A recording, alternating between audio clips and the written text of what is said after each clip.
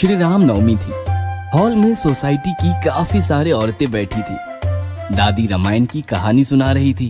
तो इस प्रकार राम लल्ला, माता सीता और भ्राता लक्ष्मण के साथ अयोध्या लौटे और अयोध्या नगरी में राम राज्य शुरू हुआ। इसी के साथ रामायण कथा का यह अंतिम अध्याय समाप्त होता है। बोलो श्री रामचंद्र की जय, बजरंगबली की जय। इसके बाद श्री राम प्रतिमा का आशीष लेकर सारी औरतें अपने अपने घर निकल गई और गट्टू और चिंकी हॉल में बातें करने लगी। मैं भी प्रभु श्री राम से प्रभावित हो गया हूँ। उनकी तरह मैं भी एक आदर्श बेटा बनूंगा। हाँ हाँ, मैं भी आदर्श बेटी बनूंगी। पापा को दिए हुए सारे प्रॉमिस पूरे करूंगी। फिर दोनों कार्टून देखने बैठ गए और देखते देखते कार्टून में खो गए।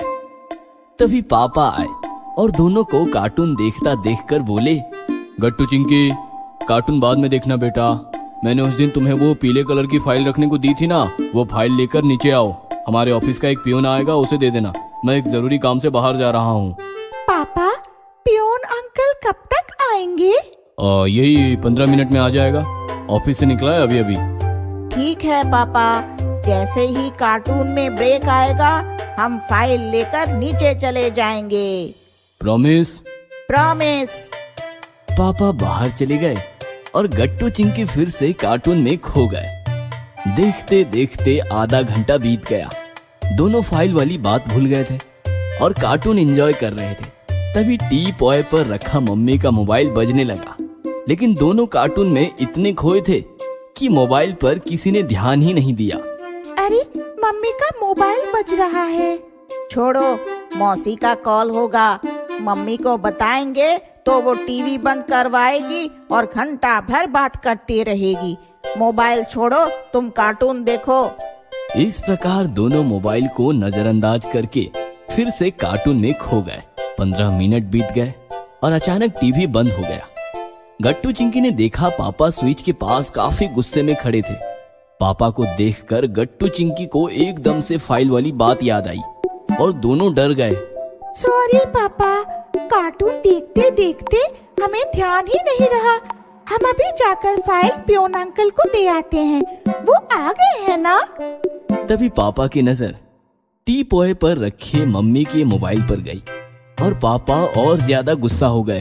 कोई जरूरत नहीं, मेरा काम मैं खुद कर लूंगा। तुम अपना काम करो, चलो जाओ पढ़ाई करो। ऐसा कहकर पापा कमरे में गए और पीली वाली फाइल लेकर घर के बाहर निकल गए। पापा हमसे काफी नाराज हैं चिंकी, अब क्या करें?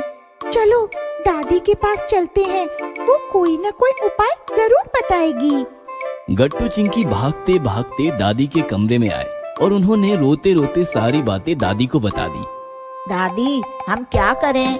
हम आज से प्रभु श्री राम की तरह पापा के आदर्श बच्चे बनना चाहते हैं, लेकिन हमने तो पापा को नाराज कर दिया। दादी, हम क्या करें? पापा हमसे बात तो करेंगे ना?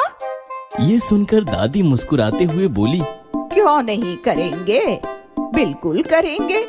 फाइल जैसी छोटी बात को लेकर पापा तुमसे ज्यादा देर गुस्सा थोड़ी रह सकते हैं।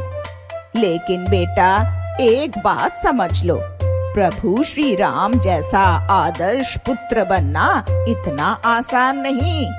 उसके लिए सारे मोह माया के पाश तोड़ने होते हैं।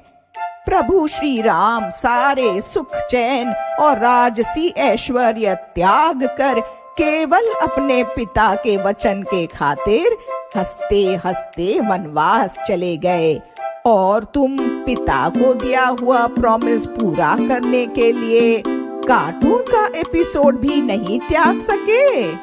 और इधर पापा कमरे के बाहर खड़े खड़े सारी बातें सुन रहे थे। दादी की बात खत्म होते ही वो अंदर आकर बोले, इतना ही नहीं माँ, पियून गेट के बाहर था, फाइल नहीं पहुंची तो उसने मुझे कॉल किया। मैं अपना जरूरी काम छोड़कर इनकी मम्मी को कॉल करता रहा। इनकी मम्मी का मोबाइल इनके सामने टी पॉय पर ही था। लेकिन ये कार्टून में इतने खोए हुए थे कि इन्होंने कॉल भी इग्नोर किए। फिर मुझे ही अपना काम छोड़कर टीवी बंद करने आना पड़ा। ये सुनकर गट्टू चिंकी रोने लगे। हमें माफ कर दीजिए पापा, हम दोबारा ऐसी गलती नहीं करेंगे। आपको दिया हुआ प्रॉमिस नहीं तोड़ेंगे। आज हमें समझ आया प्रभु श्री राम ने प्रॉमिस पूरा करने के लिए कितना बड़ा त्याग किया था। हम श्री राम तो नहीं बन पाए, लेकिन एक अच्छा बेटा और बेटी बनने का प्रयास जरूर करेंगे। सॉरी पापा। ये सुनकर पापा मुस्कुराते हुए बोले, डोंट वरी बेटा, इतनी भी बड़ी बात नहीं है, गलती तो होती रहती है। आज रामनवमी के शुभ अवसर पर तुम दोनों ने प्रभु श्री राम से कुछ सीखना चाहा, यही बड़ी बात है बेटा। ऐसा कहकर पापा ने गट्टू चिंकी को गले लगा लिया और ये नजारा देखकर गट्टू चिंकी के साथ साथ दादी की आंखें भी भर आई।